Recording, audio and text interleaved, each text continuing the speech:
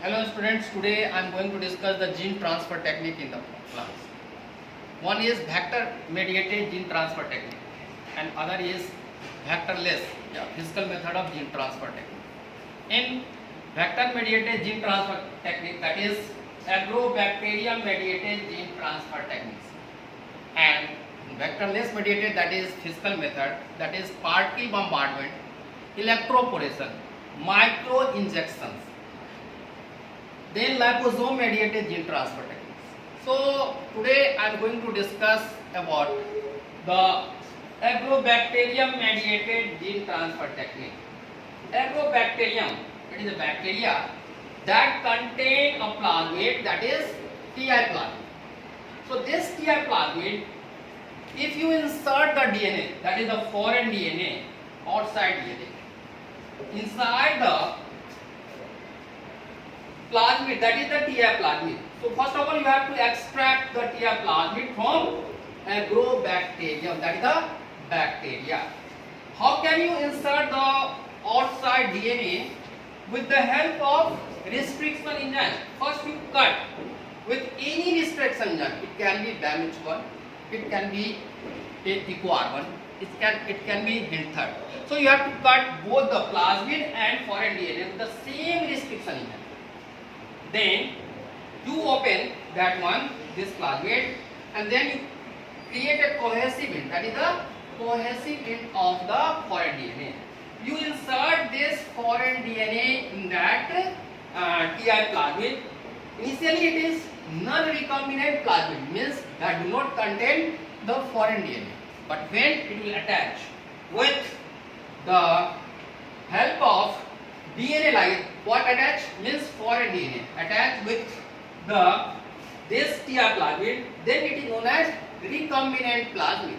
Okay, so you can use the two enzymes. One is restriction enzyme and one is DNA ligase. Okay, function of restriction enzyme, create a cohesive cut in both the Ti plasmid and the foreign DNA. That DNA contains the desired gene through which you can improve the quality of any crop, means you are going to create a transgenic crop. Okay, so after making this recombinant plasmid, this one is recombinant plasmid, you insert the same recombinant plasmid in the same bacteria where you have taken out that Ti plasmid, that is non-recombinant plasmid. Why? To replicate the foreign DNA, to multiply the foreign DNA. You know, plasmid is covalently closed circular double-stranded DNA. It is auto-replicating. Okay, so it will multiply the foreign DNA, that is the outside DNA, inside the bacterial cell.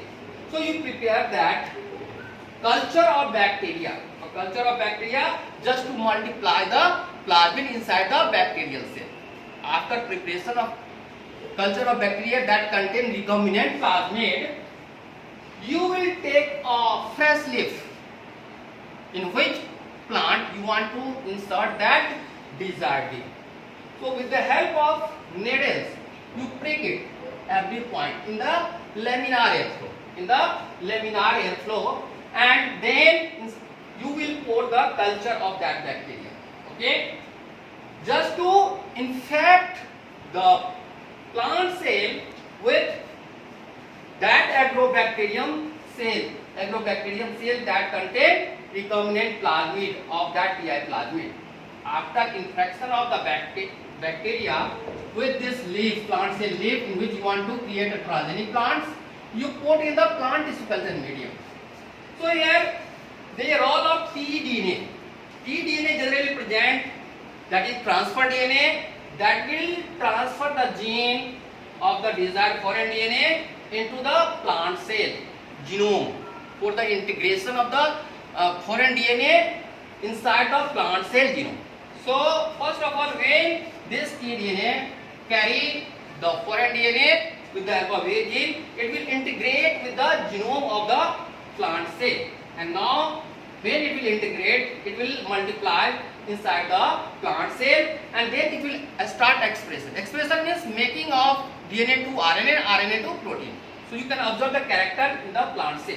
Now you change the media to make a callus, and now again you change the media for making the stem cell. Further you change the media for making the root cell by changing the composition of organ and cytokinin ratio 1:1 for making the callus, 1:2 organ and cytokinin ratio for making the shoot development, and 2:1, that is the ratio of organ and cytokinin for making the shoot development.